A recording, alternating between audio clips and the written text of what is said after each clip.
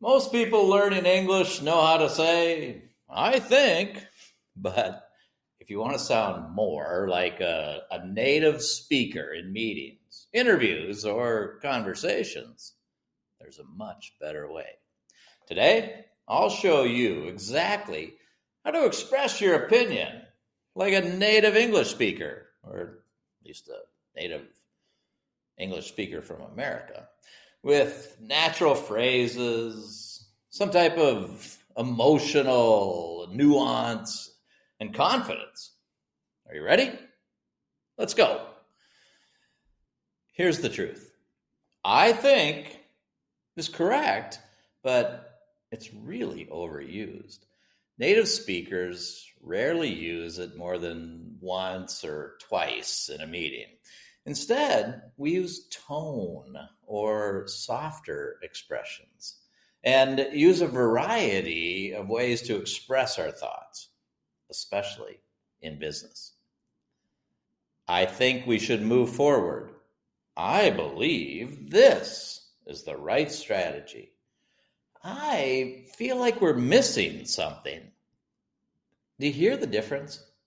Each phrase shows a different emotional level, and that's what makes your English sound much more natural. Or on the other side, it's what makes your English sound like a robot. Let me give you 5 different phrases that a native speaker would say to express your opinion instead of saying, I think. If you ask me, now this sounds really casual, but confident. And I would use this in small teams or some type of informal setting. And it works really nicely. Here's an example sentence. If you ask me, we should launch the new version before the holidays. From my perspective, this is nice. It sounds much more professional. It adds kind of a personal viewpoint without sounding pushy. Here's an example of how you could use this. From my perspective, the data supports a different conclusion. It seems to me, now this is really polite, and it's a little bit indirect.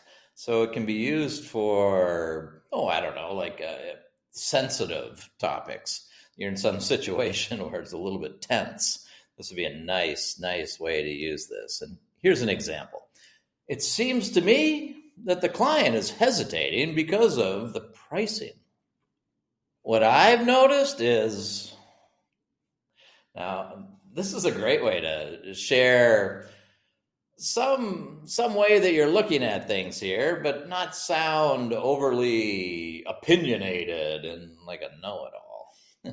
So here's an example sentence of how you could use this. What I've noticed is that engagement drops after 3 minutes. Really nice. I'm convinced that, now this, strong and confident. And you can use this when you really want to show that you believe in something. Here's an example sentence using it. I'm convinced that this is our best opportunity this quarter. Whew, strong. So you might be thinking, how do I choose the right phrase? I think the key is emotional control. If you're unsure or you want to keep things polite, go with the, it seems to me, or from my perspective. On the other hand, if you're confident or leading the conversation, say, I'm convinced that, or you could say, what I've noticed is. I put together a little chart here to help you. So on the left-hand side, it's got soft or indirect, and then neutral, and then strong and direct. So in the soft or indirect phrases, you could say, it seems to me, or from my perspective. You can feel my voice, my tone, where I'm being very soft that way. If we're in the neutral emotional level, you could say, if you ask me, or what I've noticed is, so that's Pretty neutral right there. Feels good. If I want to be strong, I want to be confident, I want to be direct, I'm convinced that. And so this is a nice little chart that gives you an idea of how you could use each of these phrases. But do you hear in my voice the different tone, intonation, confidence? And it really makes a big difference. Instead of I think, I think, I think, that's not what you want to do. So, do you want to sound even more native? What you can do is combine your opinion with a reason or an outcome. Watch this. Instead of just, I think we should cancel the campaign, instead of just, I think we should cancel the campaign, you could do something like this. If you ask me, we should cancel the campaign before we lose more engagement. Or you could say, I'm convinced this campaign isn't resonating and it's costing us valuable time. Now it's your turn. I'm going to give you a few situations. I want you to pause the video and I want you to say your opinion using one of the new phrases we've learned. So here's the first one. Here's your first situation. Let's put yourself in this situation where your colleague suggests using a risky new strategy. What would you do? How would you do that? Take a moment. Think about that. Include it in the comments below how you would use one of these phrases that I've given you already. Let me know how you'd use it when your colleague suggests a risky new strategy. How would you do this? And what kind of emotional tone would you use? So the next situation is you're asked about your team's recent results. Think about the chart. What emotional level would you like to use here? And what phrase would you like to use in this kind of situation? I would like you, again, to include your answer in the comments below. It'd be great.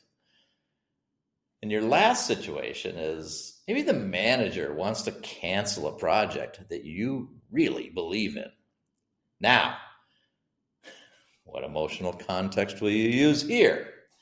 And what phrase will you use in your response? Instead of, I think, what would you use instead? Put it down in the comments below. I'd love to read it. What I'd really love, in addition to put it in the comments, is to say these things out loud. You know how often I ask for this. To be able to say each of these phrases out loud. This isn't about learning English. It's about using English, especially English at work. That's what we're here to do. So that's what I'm trying to do. So say each of these phrases out loud. Get comfortable with them. Get confident with them and add the right emotional tone to it. Are you trying to be kind of indirect and casual? Are you trying to be neutral? Are you trying to be strong? Well, you need to add that feeling to your voice. Does that make sense? That's what you really want to do. So again, all these phrases are great, but they don't work unless you add some feeling to them, and you want to match them with the right type of feeling. So the phrase matches the feeling that you want to give in your conversation. I hope that makes sense to you. Please try these. Try these out loud. Get confident. Get comfortable with them and start to use them. Share your favorite phrase from this video down below in the comments. I look forward to hearing and seeing what you came up with. Please like this video, subscribe to the channel, share your comments, and I also invite you to learn your Business English Confidence Score. You'll find the link in the description below this video.